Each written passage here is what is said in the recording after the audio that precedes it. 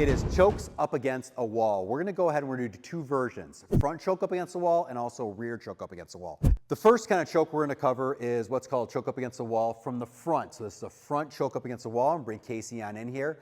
He has choked me up against the wall, and the steps that we need to do right here is we're gonna raise this arm up where I'm pinching his hand in between my shoulder, my arm, and also my neck as well. We wanna isolate his fingers, his hand as much as possible. Next thing I do is I'm turning down the wall just like this. So as I do this, as you can see, I start manipulating his hand. A lot of times you'll just get a release, but let's assume that it stays there.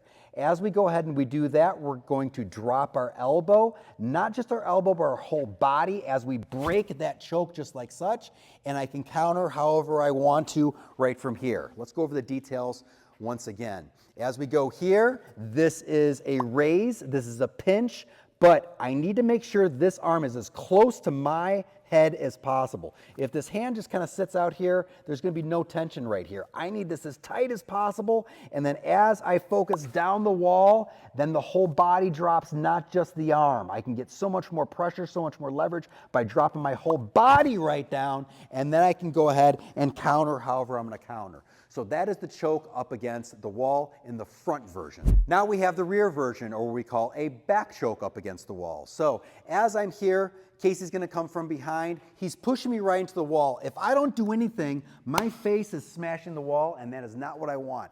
So I put up my arms in what we call an X pattern. This is going to protect my face. So when Casey comes here, this is here.